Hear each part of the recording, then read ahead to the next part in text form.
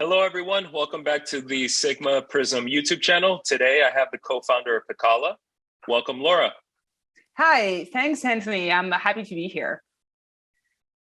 Happy to have you. So, Peccala, I have, as I usually do before my interviews, I'm going to preface the conversation by giving the website summary so people could get caught up with what you do and why you're doing it. So, Peccala has proprietary trading technology. Their trading engine uses proprietary algorithms that were developed over 5 years of research and development, led by their CTO, who is a scientist and an expert in feature engineering. Their trading engine brings together unique insights from complexity science, physics, and data science, and is built to be effective in multiple market conditions. It analyzes every available crypto asset, particularly crypto futures, once per hour, and assesses the likelihood of price fluctuations becoming larger trends. They also deploy that same trading engine in both high-risk environments and medium-risk trading environments and strategies. So there's a layer one. The layer one is trend analysis and prediction. And layer two is the digital trading floor. Layer one has a forecasting layers that analyzes every currency pair available on the futures market at the exchanges they work with, about 120 pairs so far, and it looks for market trends in any direction, evaluating, again, that probability of the trend being amplified into larger trends. And the layer two digital trading floor, again, is a collection of hundreds of trading bots, each of which have different trading personalities optimized for different market conditions. They're assigned an equal share of the funds in their trading wallets, and it makes its own investment decisions using that particular share of funds. So that is Peccala in a nutshell. I got through that mostly without any problems. That was great. Well, you guys wrote it, right? I only read it out loud. Number one, what made you want to begin Peccala with your team? And why is it important to have kind of algorithmic trading strategies and robots in the crypto markets? Yeah, sure. So we have an kind of interesting story of how we met. So we met about a year and a half ago. We joined the same kind of incubator program in Berlin, Germany. None of us are actually based there, so we kind of just went there for the program. We kind of met each other, and we kind of formed a team based on our shared interest around cryptocurrencies. So I've been in crypto since 2018. I used to work at a crypto exchange, and I was actively trading cryptos. Basically, less so now because less time, but that was kind of one of the things that I was really super keen on when we met, spending a lot of time doing that. Although when I met him at Antler, which was a program that we did, was talking about like that kind of, tech that he had created kind of as a side project, and that he that the pandemic that made him get stuck at his parents' place for a few months, kind of basically gave him enough time to full time kind of improve the tech. And he basically started putting some of his money into the tech as well. I mean, some of his money being managed by the trading tech and by the algos, and started living off of the profits generated, essentially, so that he could really focus on like making this thing a complete tech. And then we also met JJ there, and JJ had been into crypto since the super early days. I think he bought his first Bitcoin in 2012. So we were all kind of super passionate about crypto in that kind of room of different people. And I think what was more interesting than our shared interest in crypto was that the fact that we were definitely seeing a gap in terms of like how easily people can get into crypto and crypto investing. And especially being I'm going to speak for myself, but being a woman, it's definitely, those communities sometimes are quite a bit daunting, and it feels like, it's a bit of a bro type of culture. So it's kind of, it is not the most inclusive, place, because you mix finance and tech, and then it's like, wow. But crypto is such an interesting world. Blockchains, I mean, the world of the entire ecosystem as well, because we're focusing on the crypto side, right? But if you get into it and you start looking into the different projects and what's happening on different blockchains, etc., I think that world is so interesting. And we just wanted to, by focusing on the crypto side, make it a bit easier for people to get into crypto investing and also not lose completely their shirt, which a lot of the people that we had around us who actually took the plunge and started investing in crypto had, horror stories of their first kind of crypto investment, because they're like, I had no clue what I was doing. I kind of, followed, I saw the hype on this and that, it kind of followed. And then it was great for a few days. And then the price of this coin, kind of completely tanked. I kind of lost everything that I had invested. And that was a story that we were hearing from people a lot. And the reality is a lot of the players and a lot of the people that you're kind of betting against when you invest in crypto, a lot of them are professional traders, are, so-called whales. A lot of the trading that's happening, especially if you look at crypto futures, is done by bots. It's not done by, people, the average person. So the deck is already stacked against you.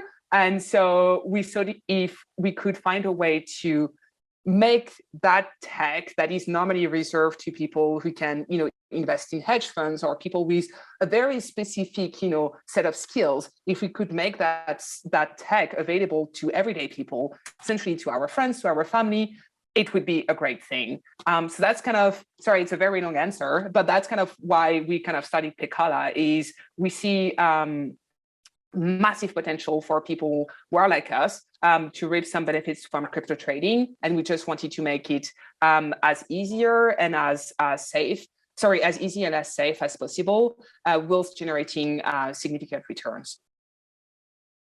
Right. Yeah, no, thank you for that answer. I think if you look at the crypto markets, it's very obvious that the majority of I don't want to call it manipulation of prices, but the majority of orders being placed and the structure of the markets is largely dependent on bots and queues of pending orders. And unless you're a long-term investor, in my opinion, about a project that you really believe in, which again still has significant risk because it's such a new industry, it's very difficult to become profitable. It's kind of like being at a casino, unfortunately, yes, where if you may win at the table, but if you if you stick around long enough and have enough drinks, you'll probably blow it all. Exactly.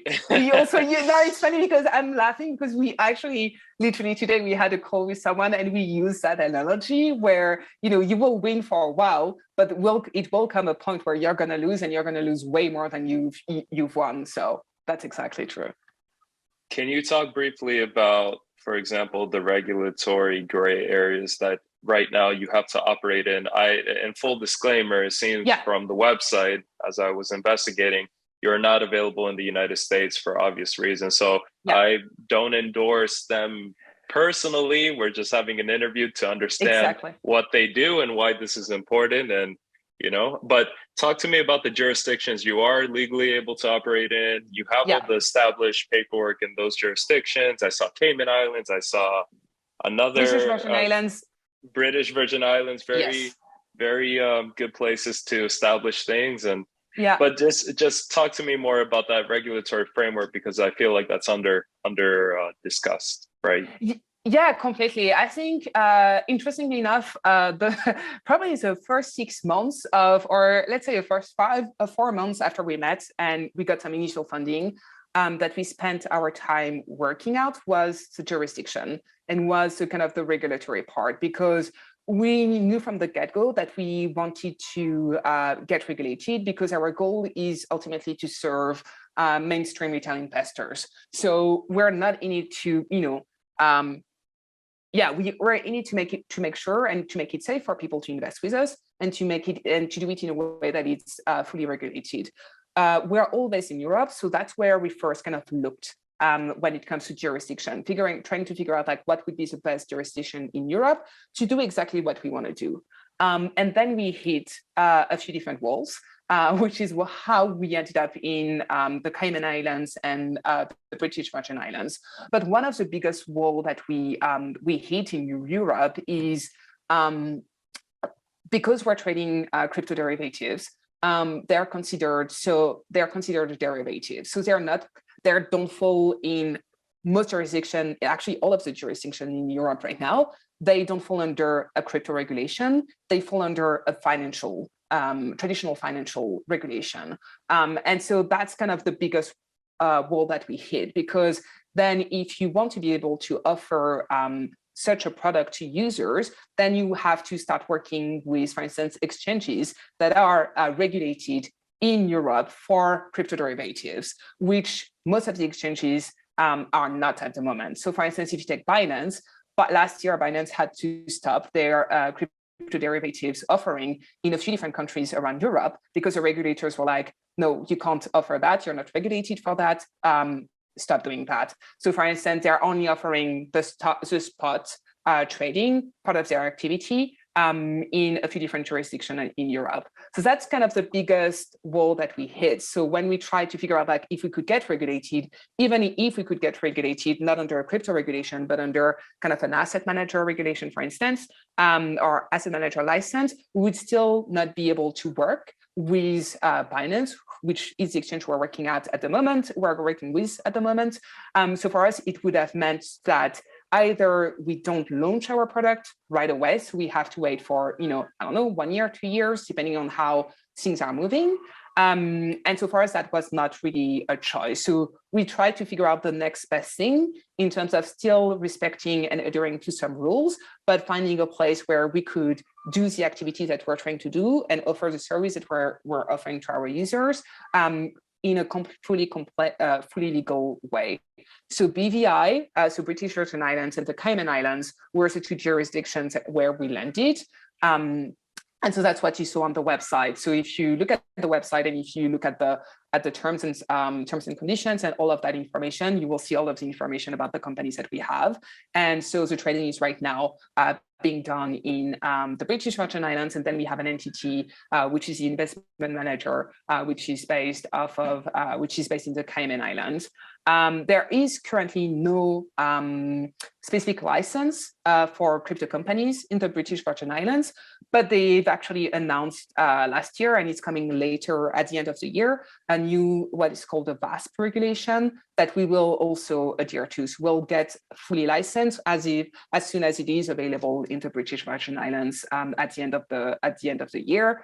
One thing that is super important is, even though we're not based in Europe, when it comes to KYC and compliance, we're actually following the AML5, which is perhaps a European standard for KYC and compliance, because our ultimate goal will be to be regulated in Europe and then later on in the US and other places. You also mentioned that we don't onboard US citizens right now, and that's actually mostly for a compliance reason, because we're a very small team, and onboarding US citizens requires a lot more work to basically be fully compliant and to do all of the checks that we right now, because of the size of the team and the resources that we have, it's not a priority, but it's something that we will do we have on the roadmap for kind of the end of next year. Perfect. How do you help to minimize and mitigate risks when you are working with these currency pairs in the futures market, which is going to be like a more leveraged position and requires greater reward but also greater risk? How does your proprietary trading technology help to mitigate these typical risk factors when dealing with these types of markets such as futures? Yeah, sure. So we offer right now two different strategies. So one is a high risk, one is a medium risk. So the high risk strategy is using 2x leverage. The medium risk strategy is using the equivalent of a 1x leverage. So it's not exactly that. It's like there's some fractional leverage that's happening in the background. But to make it simple, think about it in this way, 2x and 1x. So the way we kind of mitigate the risk is, so as you read the introduction, so we have hundreds of bots, right? Right. And they all have their own kind of trading, what we call trading personality. And they're all assigned kind of a share of the overall investment pool that we have. So they're all thinking independently. So basically a bot will open a position if the market conditions that are, the present market conditions are market conditions where that specific bot can perform. So the first thing is that we are not putting everything into one position. So each bot can open a position across all of the available pairs. So that's anything between 100 to, I think right now on Binance we have 130 pairs. I think usually max kind of that we're trading with. Based also on liquidity. So each bot can open a position on one of those 130 pairs. They all have, as I said, a very limited or specified amount of the pot. And what's also interesting is that bots might cancel each other out. So if the market conditions, for instance, are such that one bot says, okay, I'll open a position, and then another bot is like, okay, I'm going to close a position, then basically they cancel each other out. So the risk is really in terms of how the bots were trained. Like the risk management is built in terms of how the bots basically were trained to make their specific investment decisions. And because we're using as well crypto futures, there's no risk of being over leveraged, right? So the worst that can happen is obviously that we would kind of lose everything, but we're rebalancing on an hourly basis. And so there's a decision making that is made by every bot every hour on, do I increase a position? Do I close the position based on what's happening in the market? Perfect. And that's 24/7. Wonderful. So I know we're a bit short on time today. I want to respect your time. I think that was a good overview and a quick summary. If you are legally able to utilize and all their proprietary trading technology, I'll put a few links in the description so you can learn more. And thank you for the educational piece, and we wish you much success. Thanks, Anthony. And yes, it was super short, but let's see, maybe we can do another session later about something like a specific topic, maybe that might come up. And maybe with Aldo, who's the brains behind the trading tech. Usually the conversations goes into a completely different direction. I think this was just a good intro about what we do. Sure, we'll continue that in the future. I'm looking forward to it and asking a lot more in-depth questions. Thank you so much. Awesome. Thanks, Anthony. Bye. Bye. Thank you all for watching. Perfect. Hello, everyone. Thank you for sticking around. We are with the other two co-founders of Pakala. We have JJ and Aldo. Welcome, guys. Hello. Hi, Thank Anthony. you. Great to be here. So, with Laura, as the viewers have seen already, we've gone through a brief overview and introduction into Peccala. Now that I have you two in front of me virtually, what prompted your team to first decide to develop algorithmic trading strategies in the first place? Why is this an important goal for you guys? Well, I was the one starting actually with this, so I can say that in my case, it was a bunch of like convergent stuff. For instance, I'm a scientist by training, and I was writing a scientific article about the mathematical similarities between data that comes from financial markets and data that comes from recordings of the human brain, which can be like considered like very different phenomena, but they have like some common underlying mechanisms. So I was like the theoretical part, but also like personally, I was kind of toying with the idea of passive income because I like automation. I'm a person who can, like, if there's a possibility to delegate something to machines, to robots, then I'm happy to do that. That like increases your quality time. Then also it was like the challenge, because a lot of people consider that markets are not predictable. And I was in the business of, AI. So like a lot of it is about prediction, like forecasting. So I don't know, like it all, also I had some friends who were like doing crypto at that time. So it kind of, I don't know, made sense to combine all of it and trying this approach of automated trading. And Anthony, just to jump in there, so for me, when I first met Laura and Aldo, and we started working together during the AMPLA program, I've actually kind of been interested in crypto for quite some time. I was working as a consultant, but I've been kind of invested in crypto since 2012. And actually, I used to own Bitcoin when it was $13. Unfortunately, I sold them out way back when. But yeah, so for me, it was kind of a natural fit to want to jump into this with Laura and Aldo as well. Yeah, that is interesting. Mentioning that very quickly, that you bought Bitcoin at $13, but somehow to tie it into the algorithmic trading strategies, emotionally you decided to sell. Do you think? Well, first of all, what about Peccala's proprietary technology makes it stand out from the competition? Because if you go online and you look up this type of platform, they exist in abundance, particularly on the Ethereum chain and things like that. So there are other projects out there. What about yours makes it different? I would say that. So if we talk about the competition, there are like two different types of competitors. One of them just automate the strategies people have created themselves. So they're more like a facilitator in the sense that you need to understand like how to trade, and they help you automate that. Then there are others that provide you also with their own IP. So we're more like in the second. So most of the competition is actually in the first group. We're more in the second. But also, so within this group, I would say that our differentiation factor is that we don't have like a strategy, because strategies are very dependent on market conditions. So they could seem like they work for some time and then they suddenly stop working. So what we have instead of that is more like something that actually generates strategies by itself. So like a strategy generator. We call it like our trading engine, and basically it's like all the time it's like creating new strategies and like doing the whole thing automated, like backtesting everything. And it's the way we have proven that we are kind of market condition independent, because yes, some strategies will not like perform super well in some conditions, but then the right conditions are met and then they start making money. And then probably the other ones that were like before like overperforming, they're kind of like in a dormant state, more like oscillating.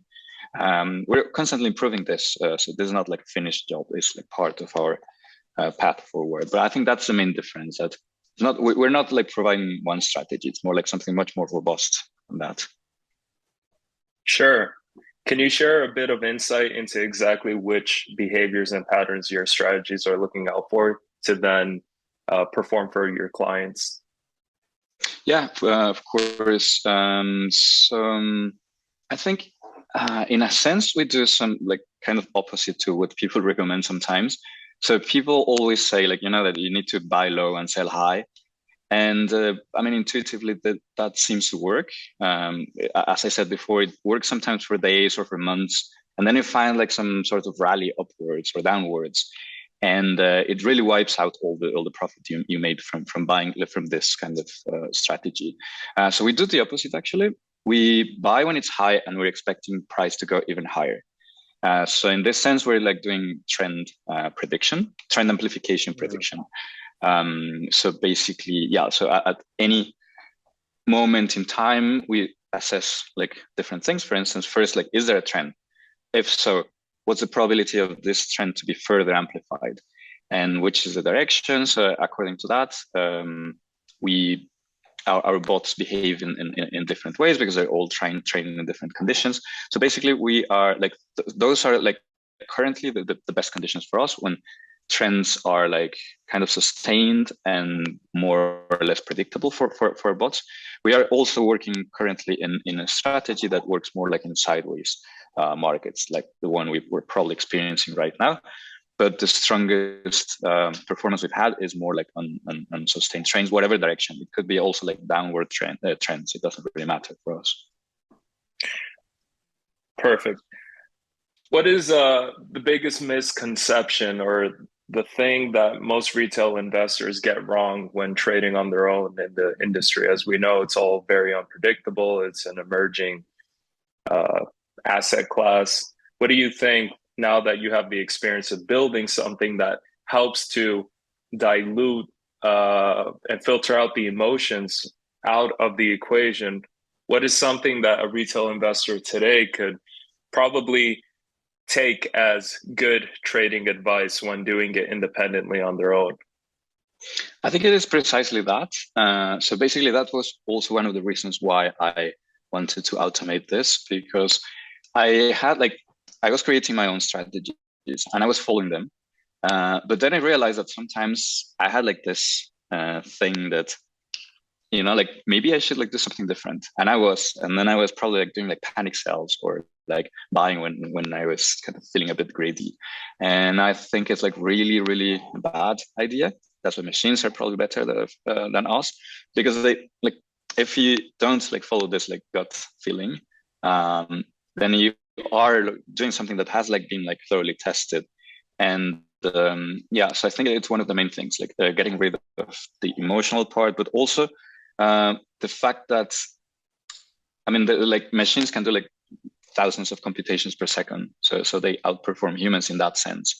So I would say like those are like the two main advantages of using machines. Is your trading engine also taking into account that a lot of what builds up crypto trends is human sentiment? When news breaks out that such and such platform is going to adopt, I don't know, some sort of mainstream use, and then everybody rallies behind it out of a crowd sentiment. Does your engine also take into account that, technical factors aren't the only thing? Arguably the emotional ones could be seen as the driving force of this industry, when people hodl Bitcoin and they're very stubborn about doing so regardless of, market conditions and things of that nature. We're not taking that input like explicitly. We are not doing like this kind of sentiment analysis, because I think for it to be effective, we would need like really, really like much. We would need to get like a lot of information, like, and processing capabilities that are probably not like met now by any small company or probably even a big one. But this like directly affects for instance, the prices themselves. And this generates some sort of patterns that we're able to recognize. So maybe we won't spot them since like their inception, because that would be super difficult. And also we would have a lot of false positives. And every time you make a trade, it costs. So you need to be sure that that thing is like, or at least more or less convinced that your decision is accurate. So we wait for it to reflect, for it to be reflected on the prices and other variables that we are analyzing as well. And often it leads to some, as I said, recognizable patterns, and it's only then when we act upon that. So it's not taken into account directly, but it does affect the variables that we consider. I'll give one example of that, Anthony. So this time last year, I think it was actually October last year, Elon Musk tweeted about Shiba Inu token, right? So, and suddenly Shiba Inu started shooting up in value. Everyone wanted to jump on board. So it's exactly that behavior you talked about of everyone piling in. It's human sentiment, it's psychology. As Aldo said, so the trading engine didn't know that this was this was going to happen, didn't know that it had happened until the price started shooting up. And it didn't, the trading engine doesn't care why the price is shooting up. It doesn't care that it's because of a tweet. All it cares about is it's doing the mathematical analysis, and it's doing the analysis and then seeing trend emerging and then investing according to that trend. So it's actually more robust than trying to catch kind of every tweet that's out there, every Reddit sentiment that's out there, and try to categorize all of that.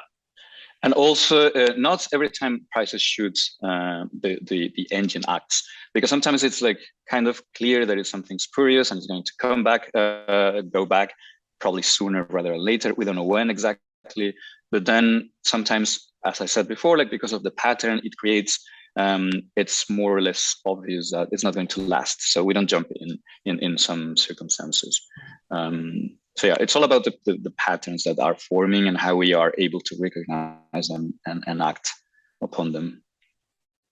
Are there any particular market conditions that you found your trading engine performs best in, or does it really round itself out regardless of the bull market, bear market cycles? Well, I would. It also depends on each like bot, because as I said, they're all different. So for instance, some of them are more like, let's say they are more agile, they react more quickly. But so they see like things in shorter time scales. So maybe they are like bearish in a bull market. So it is about trends, but also at many different time scales. So we could even, I don't know, we often we are like longing in something like in a market that is clearly bearish, or the opposite. So it all depends on the time scale you take. But globally, I think the best, it's like when, of course, like all of them agree, and it's when we have like sustained trends in either direction. But one of the points is precisely that, like this ability to like switch from one point of view to the other. And as I said, like depending on the time scale, it can have like very different, different impact. Could you share with us a bit on how users are able to see their funds in action? Is it that there's a backend API that you provide to a centralized exchange? Is it through Pakala tokens? What are the moving parts of a user being interested in a legal jurisdiction that they can participate in, and then they want to put in, let's say, $5,000? How does that money get processed, and how can they see that in motion? Yeah, sure. I can take this one. So we have our own front-end platform. So users who want to invest with Pakala sign up directly with us. So we have our own platform, which is built by us, and users interact directly with Pakala through their own Pakala account. So the way, let's take your example of someone wants to put in $5,000. So they deposit. First of all, they open a Pakala account. We have to do KYC and anti-money laundering checks, like all crypto companies these days. And once those are done, the account's opened. They then are assigned a wallet, a blockchain wallet, which they can deposit USDT into. Currently, that's just on the BNB Smart Chain, but we will also be expanding to other chains in future. And then in the next 12 months, we want to get fiat rails open as well, so people can deposit euros or US dollars. So that's kind of the starting point. You put money into your Pakala account, similar to how you would at Coinbase or Binance. The next part is quite unconventional. So we are using tokens. We are issuing our own tokens, but we use them differently from other projects. So the tokens that we issue are actually an on-chain representation of the user's individual investment into one of our Pakala strategies.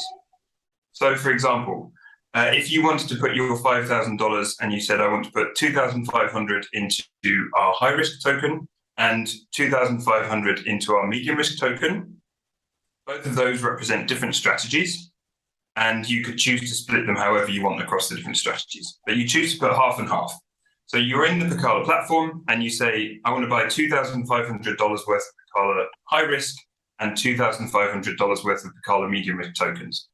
So at that point, those tokens are minted for you to order, and they're sent to your Pakala wallet. So they're sent to the wallet that's displayed in the Pakala app. The USDT that you've paid with are then sent directly to the trading wallets for the different strategies. So $2,500 will go into the high risk and $2,500 into the medium risk wallets. Then the price of the tokens that you hold is actually updated on a minute-by-minute basis based on the net asset value of the trading wallets. So you can see here that it's kind of digital representation of a share in a fund. It's an on-chain representation of a share in the overall trading wallets. The reason that we've done this is twofold. One, it allows us to serve customers in many countries, unfortunately not the US and Canada right now, but we're working on it. but it allows us to serve users worldwide, and it's obviously partly due to the on-chain nature. The second reason is that if we tried to do this on an individual basis, then someone who put in $200,000 would see much better performance than someone who put in $200. But because we're doing it through this tokenized structure, we actually are able to offer everyone who deposits the same percentage gains and losses on their investment as if they'd invested 10 or 100 times more. So it's much more kind of egalitarian perspective that we're trying to build. I see. Yeah, there is a lot to unpack there. What do you feel about the legal frameworks or lack thereof when it comes to innovation outside of the traditional landscape? It kind of feels that, at least in the US, if you're going to do this on, for example, traditional investment vehicles like stocks or futures, that is usually reserved for those deemed professional enough to carry that responsibility as more of an institutional level. It seems that with crypto coming into play, people with enough know-how can emulate those same practices, but make it more widely accessible for regular people. And that comes with a great amount of responsibility. But obviously the innovation, it races past all the legal frameworks that are kind of lag behind it. Then you kind of risk being seen as some sort of pirate out in the open in the digital landscape. And you have to incorporate in certain jurisdictions because our Western countries typically lag behind the innovation. They lag behind, okay, what is the best way to kind of tame this technology, protect customers and consumers, but also balance that with the fact that you could also put out the fire of innovation as well, right? What has been your experience navigating the legal waters of building something that is meant to help people, but you're also not able to wait for example, the US and Canada to put on their big boy pants and try to embrace the technology responsibly versus just outright banning it until they can figure out what's going on, something of that nature? What do you guys think? I mean, you're totally right. 100% of what you said is correct. And it actually, there's two big parts of this. The first one is when we first started working together, we kind of maybe naively thought, hey, it can't be that complicated to do this, right? We have great tech and we want to serve people and we want to help people make money with our great tech. 2 thumbs up, you know, we thought this can't be so difficult. But we soon realized and we soon started hitting all of the problems that you mentioned, right? So in particularly, I mean, we're all European based, so we're based across different European countries. The EU has some standardized rules about securities and who can access them in the same way the US does.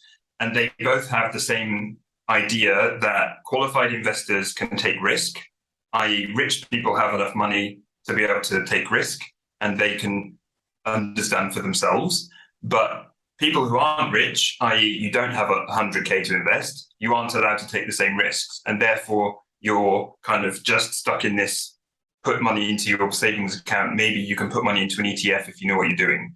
So like there's this massive disparity. And this was very much a driver for us to try and build something that was available to retail investors. Like we started looking into, should we turn this into a fund? And we could have done it quite easily in Switzerland or Luxembourg or even in the US and said, hey, we can take rich people's money. We can help make rich people richer. But none of us wanted to do that. It didn't excite any of us. And actually, we started looking around for other options. So this is where we start to get into the kind of innovation and regulatory frameworks part. So without going into too much kind of boring detail, the crypto is regulated in super different ways around the world. So some types of crypto activity are just completely unregulated in some countries, and some are almost accidentally captured by existing financial regulations. And if you look in the US, you know, this tussle between the SEC and the Futures and Commodities Trading Commission, and the SEC trying to sue Ripple using kind of legislation that dates back to the 1930s when stock exchanges were built on paper. The regulation is just not currently fit for purpose. So it kind of leads to these weird situations where some activities are totally fine, some activities are not. And it also exacerbates the kind of wealth disparity you see between rich qualified investors and ordinary people who are getting, well, in Europe for the last 10 years, we've been getting like minus interest rates on our bank account. So if you have 10K in your savings, you might be lucky to earn 0.01% per year. Whereas if you have $1 million to invest, you can comfortably put it into a hedge fund, which can give you 20%. So we're trying to build something around that. So to the question about where we're doing the trading, we are trading between the British Virgin Islands and the Cayman Islands. So our tokens are minted in the BVI and the trading happens in the Cayman Islands.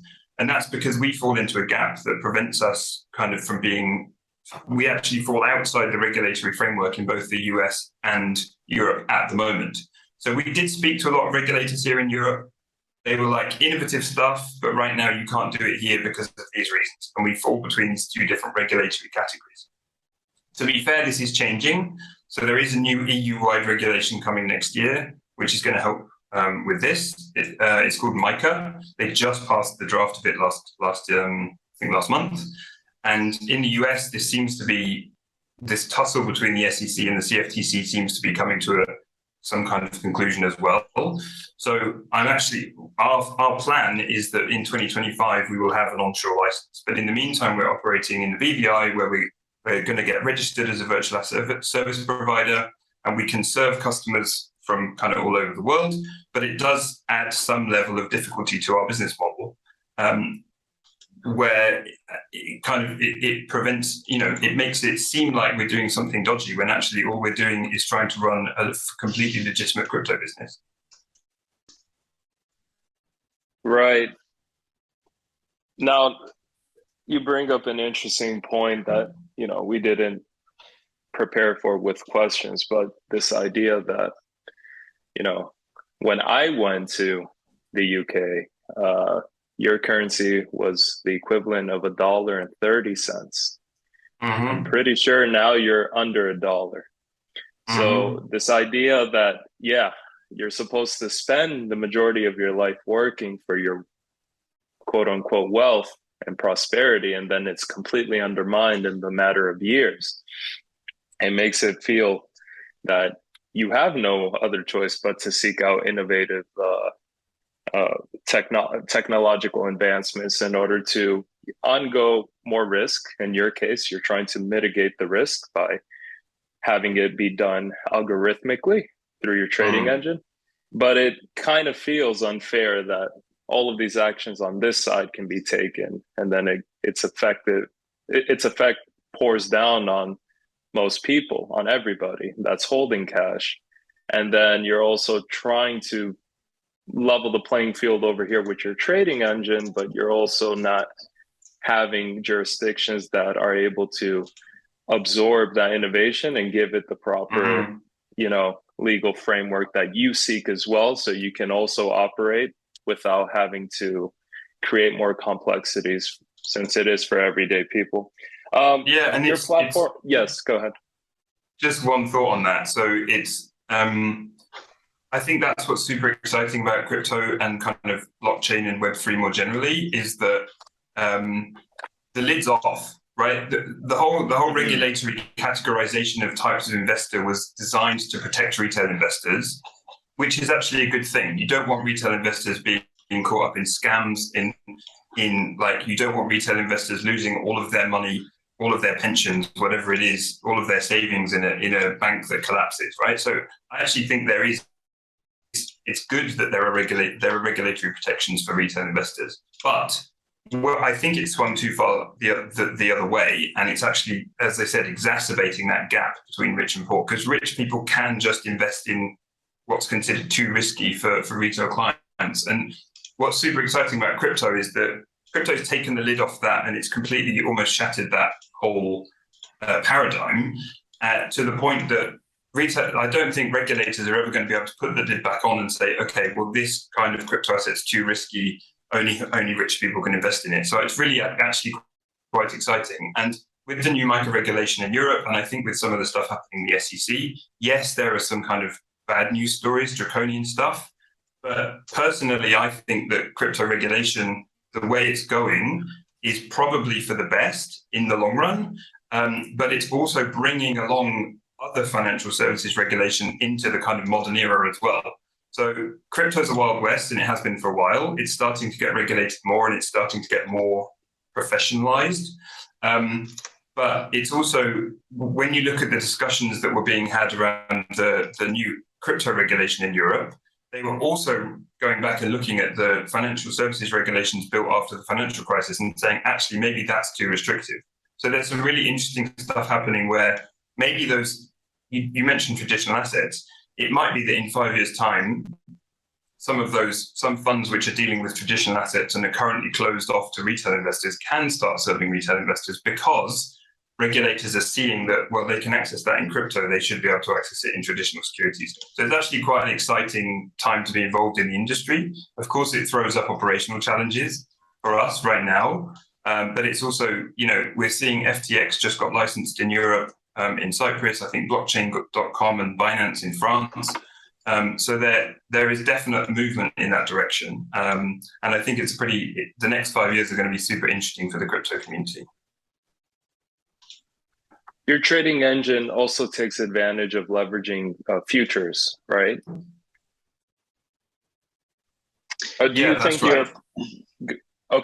you think your platform and your engine would still be successful or profitable without futures trading? Because it kind of feels that if you don't have that other side of the road, you can't take advantage of trends when they go against the upward movements, right? Because if you can only make money one way, it's kind of like throwing a ball up in the air. You're going to wait for it to come down.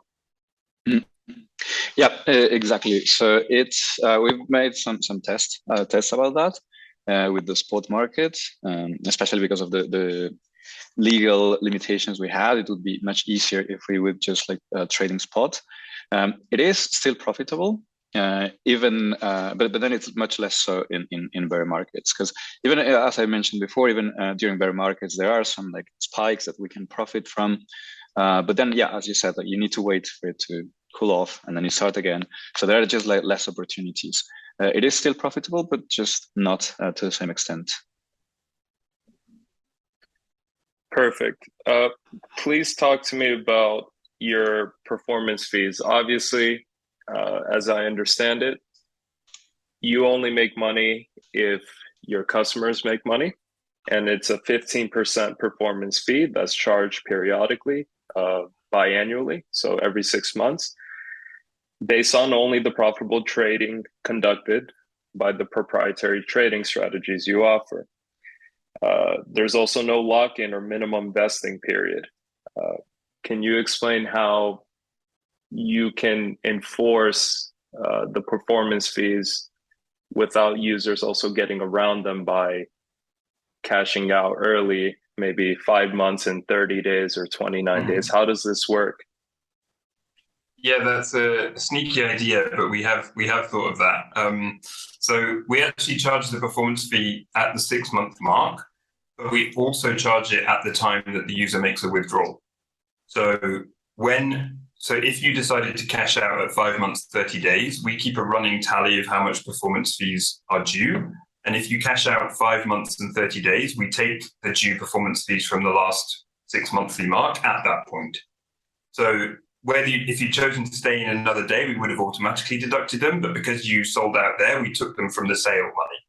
So basically, we're saying that we're charging the performance fee in real time based on the current performance if you decide to withdraw your money now. And actually, in the Pakala app, in the front end, you'll see the balance that is shown in the your balance window is actually your withdrawable balance. So we automatically deduct any performance fees due, so that if you withdraw, you will get exactly that amount of money.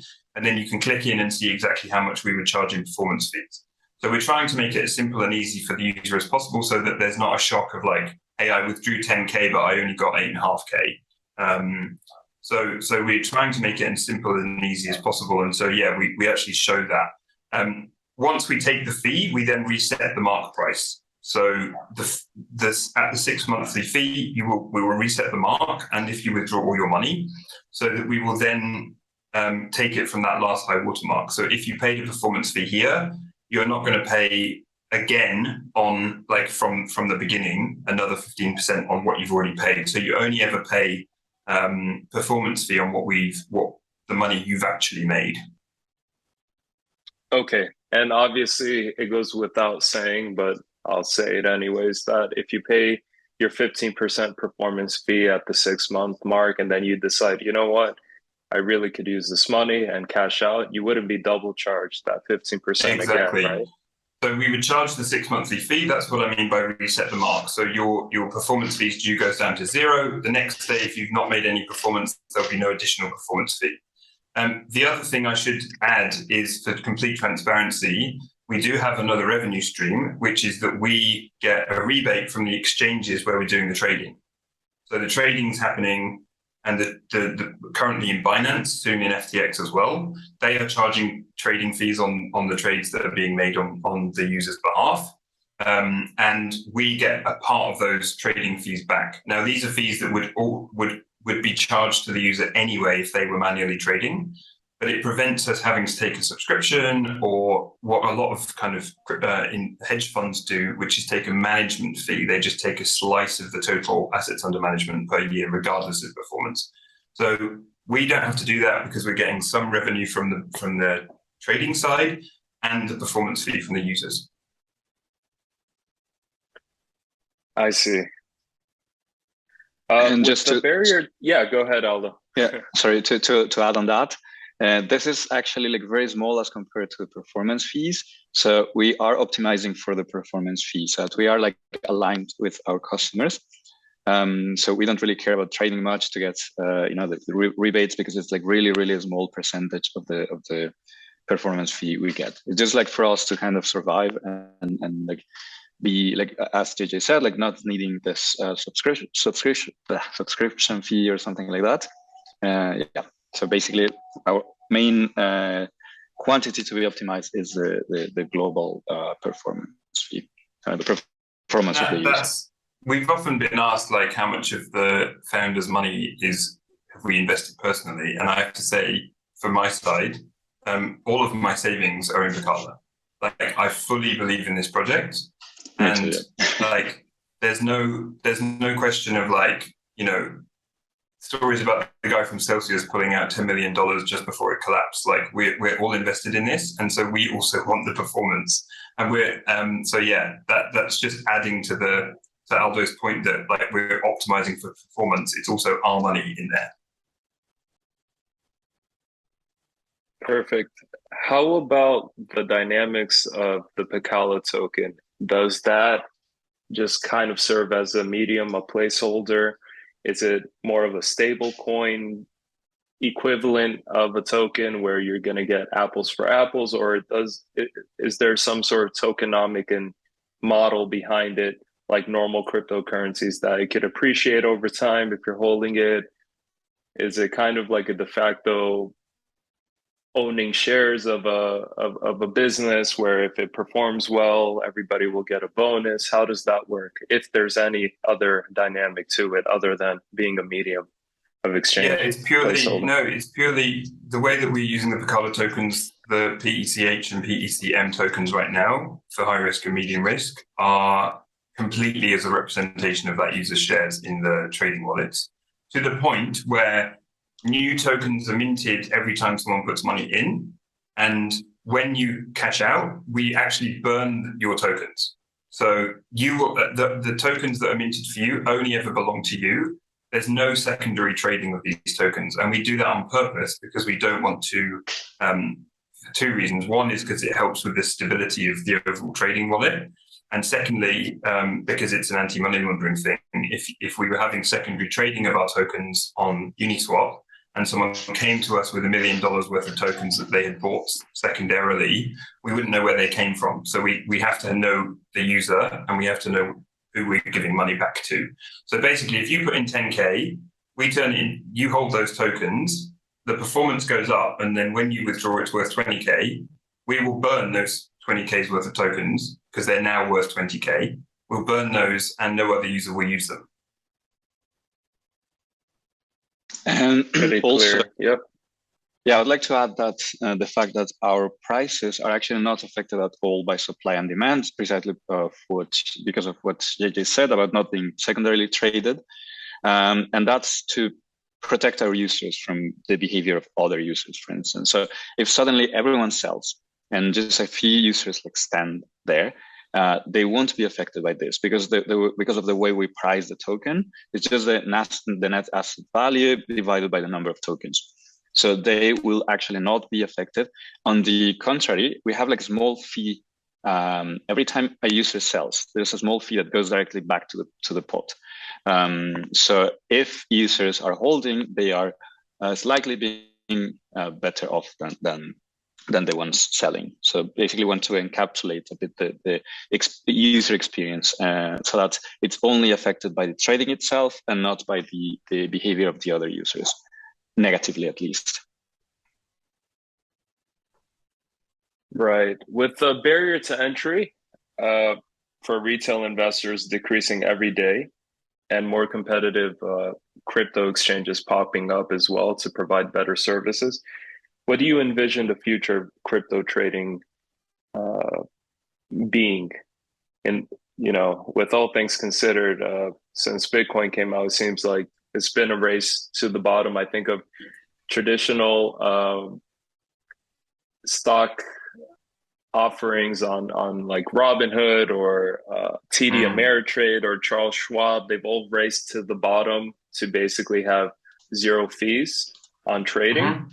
But then obviously they take your money that you invest and then they invest it themselves non-transparently, in my opinion. That most people think that somehow they're just going to offer free services and not have any incentive to do so behind the scenes. So what do you see the future being like with this new technology? As you all have Bitcoin to thank for breaking the mold and offering all of these different opportunities that are still currently being discovered and explored.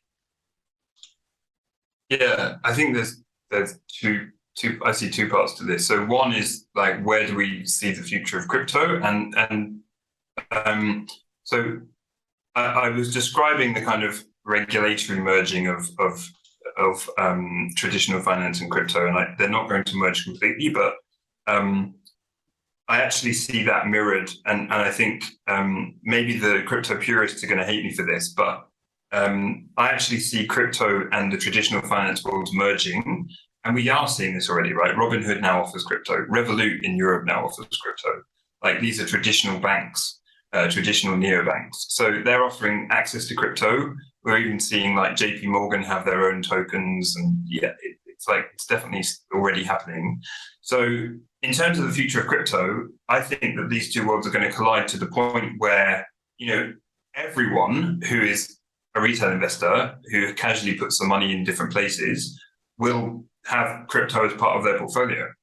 So it's the real mainstreaming of crypto. And we all believe that's going to happen. And that's what we're aiming for with kind of seeking the regulatory license in a couple of years' time, being well positioned to kind of ride that wave where suddenly it's everyone, not just the kind of deep crypto community who are invested.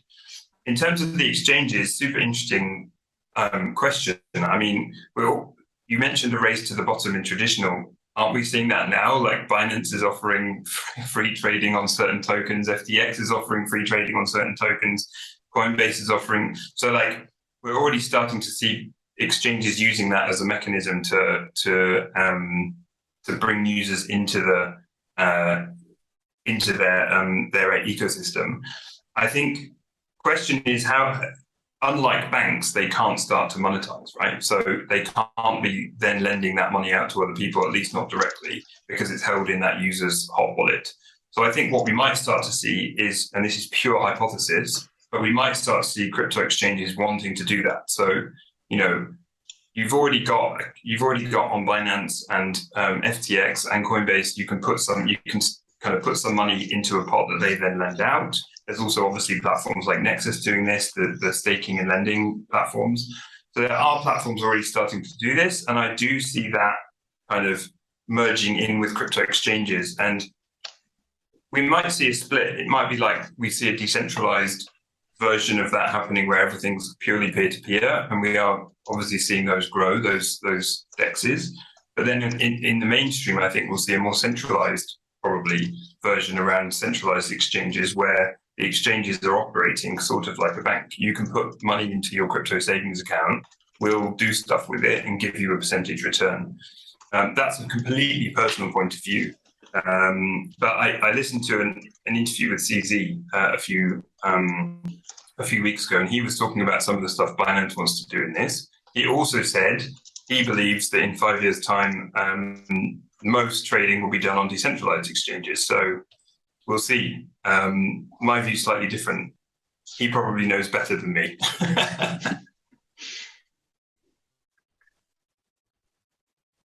Right. So which jurisdictions are able to use your services right now? Pretty much anything outside of US and Canada, and maybe a few oppressive regimes in the world, or how does this work? How does one find out? Yeah, so it's all on the website. So we have if you want to dig into it, we have an AML policy on the website which lists out countries that we can and can't serve. So basically it's US and Canada, and that's not because the US and Canada are bad in any way. It's because of the homegrown regulations in the US and Canada around securities law and tax. So many crypto companies are facing the same thing, that you have to have a separate entity serving the US that has to be separately licensed, that has to be only serving US clients. And it's all to do with the US tax factor regulations and the SEC's kind of international scope. So we're not serving US and Canada for now. And then on the other side, it's countries which are on the Financial Action Task Force, this international body. They have a list of countries which are warning for anti-money laundering. So there's like North Korea and Iran on there. There's some places like, I think the Bahamas is currently on there, but they're working to come off it. So there are some countries we just can't serve users from right now. The other one is Russia, because EU sanctions against Russia include now cryptocurrency services. So we're not serving Russian clients at the moment either. But yeah, basically anyone else worldwide can sign up with us. I would say probably 80% of our users right now are in Europe. That's where we're based. That's where kind of our networks are. And we've probably got 10% in Latin America and a growing community there. And at the moment, probably 10% in Asia as well, and also growing a community there. Perfect. What about the future of Peccala? How long did it take you to get this up and running from idea to finish? I shouldn't say finished product, but there's iterations that help you to improve your trading engine. As I understand it, the more experience it gets, the more experience you all see and absorb from looking at what's working, what's not working with it. It gets better and better. But how long did it take from inception of idea, Aldo, especially you, and to getting it up and running? And what is the future going to be like after this interview? Well, for the development of the tech, it's a bit hard to tell, because in the beginning it was just kind of my side project. Eventually, like slowly, it became my like full-time activity. But I would say like, I don't know, like years, like maybe, I don't know, 4 or 5 years, like the whole thing. Just to the point in which I felt comfortable putting like a big chunk of my own money. And then, like in the beginning, it was not planned to be a product, but then it kind of, my friends and family like wanted to use it. And I was like, why not like turn it into something that can be used for everyone. And then from there, I met my team, JJ and Laura. And first, I know it took us a few months to like figure out the legal way to achieve what we were planning to. And then I don't know, I guess JJ can take it from there. He was actually like the person more involved in the all the legal constraints. Yeah, you can probably tell from some of my answers that it's my pet subject. How to be licensed, how to work with the regulation and make sure we can offer it to as many people as possible. So Aldo was working on it. We met at this program called Antler, which is an early stage incubator where we each joined as individuals. So the three of us joined the same program in Antler in Berlin, which is a really great, cool tech city, by the way. If anyone's interested to go and visit, you should. It's like an awesome place to be. So we all went to Berlin together, and that's actually how we met. So this was in April 2021. So it's only 18 months ago that we only met 18 months ago. We started working together very quickly, and the idea of the Antler program is that you form teams around product ideas, and you try to build an MVP as quickly as possible. And then at the end of 3 months, you pitch to their VC fund for an initial investment of 100,000 euros. So we started working together in April. In June, we pitched for the money. And in the meantime, we had kind of built an MVP. And the MVP version was, we have the trading engine plugging into a user's individual Binance futures wallet through an API. And we had like 50 customers testing out the algorithm, and it was purely just trading on their own wallet. So no fees being taken by us, no front end from us. It was all just plugging in through an API. So we then were looking for like, okay, first of all, we need to turn it into something which is much more accessible, doesn't require a Binance account. Binance was going through its own kind of difficulties in Europe last year, particularly with European customers, not able to serve certain types of customer, and they were having regulatory backlash. So we were like, okay, we need to be doing this in a way that's, first of all, scalable, and second of all, easy. So that's when we had the idea of the tokens, and we got the investment from Antler. We raised some additional money from some angel investors, 4 in Germany, 1 in the US, who support our vision. And we started building out the stuff, I think probably properly in November last year is when we really started building.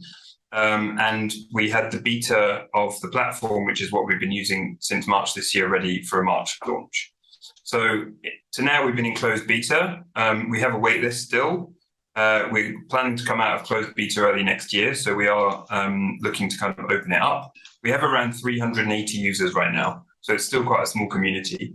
But we've used the last 6-7 months of beta to really hone the product, make sure everything's well functioning. I mean, we're a financial product and we are dealing with people's money, particularly, I mean, it's crypto, yes, but it has fungible value. So if we were building a social media app, like bugs wouldn't matter so much and we could just start to go public. Because it's a financial product, we want to make sure it completely is 100% working. So we were always confident that the trading was working. We're always confident that like the money is in the right place at the right time. But for example, if you log in and there's a bug and your balance shows a 0 for a minute before it jumps up to your actual balance, that's very worrying for people. So we've used the last 6 and 7 months with beta testers, getting their feedback and making sure the product's kind of ready to go. So yeah, it's been a hell of a ride actually. We've only been working together for 18 months. We only met 18 months ago, and we've only properly been kind of building this version of the product, I would say, for a year. You have medium risk and high risk trading strategies. In the future, you intend to offer a low trading risk strategy as well. Out of the 380 customers, I think before we wrap up this interview, a lot of people would be curious to ask and know. So I'd be remiss if I didn't do the viewers' bidding by asking this question. What type, if you could give us any sort of a number, what is a typical return on investment over X amount of time period? You choose whichever time period you would like. If there's any insight you could give on that, what what are we looking at on returns here? Yeah, well, the first thing is if you go on Peccala.com, you can actually see the live money performance charts for both strategies for the past 18 months. So over the last 18 months, so looking at an 18-month horizon, there was a strong bull run at the beginning of last year, which led to very strong returns in the first half of last year. And so over an 18-month horizon, I think high risk has done like 20 plus X, and medium risk has done about 4 to 5X with fewer drawdowns. So you'll see the chart for high risk is very, very fluctuating. The medium risk one is a lot less, and the growth is more steady. And the low risk will have almost kind of perfectly steady growth, but with much lower risk reward ratio, so a much lower reward. Looking at a 12-month horizon, we've seen the high risk's done is now about 4X over the last 12 months. And the medium risk has done about 1.8X in the same period. Over the last 6 months, so just scaling down. So we launched the beta in March, and we set the first tokens were minted at 10 cents value. So it was given an arbitrary value to start with. And the token price today for high risk is about 15.6 cents. And the token price for the medium risk is about between 12.8 and 13 cents. So you can see there's like a 50% increase on the high risk and roughly 30% increase on the medium. High risk has been a lot higher. So it went all the way up to 25 cents, and it has actually dropped back down now to kind of 17 cents. So, there are some users who joined in the peak who are now in a loss, and that's obviously difficult for people to like enjoy a product when they're personally in a loss. But we've always said this is a kind of long-term investment strategy. Yes, we don't want to lock your money up. You can pull out your money whenever you want. And lots of people did take out some profit when it was at kind of 25-cent value. But we don't want to impose that, but we still recommend that you stay invested for kind of minimum 12 months, because that's when you'll start to see the really kind of strong returns. Perfect. Without any further ado, I want to thank Laura again for being here for the first part of the interview, and both you, JJ, and Aldo for taking time out. We've been trying to schedule this for a while, and I'm very happy we finally got it done. Thank you, Pakala team. This was very insightful, and I think it'll make for a great, interesting interview with kind of a sophisticated platform trying to do things in an innovative way to help regular people maximize returns away from emotional investing. So thank you both for being here. Thanks, Anthony. Thanks for inviting us, and have a nice day. Yeah, awesome to meet you. Thanks a lot. Oh, yeah. No, I just wanted to say one final thing. So, as a legal disclaimer, I'm not endorsed by Peccala or anything. This is just an educational interview. Feel free to check out their services, Peccala, Peccala.com, if you're interested and you're legally allowed to work with them and be on their wait list. I am not. So again, educational video. Just don't want anything to bite me later on. So thank you all. Of course. And everything we've said is definitely not investment advice. The classic hashtag applies, hashtag not investment advice. But we do love talking about the product. So thanks for having us on the interview. No problem. Thank you. And thank you all for watching.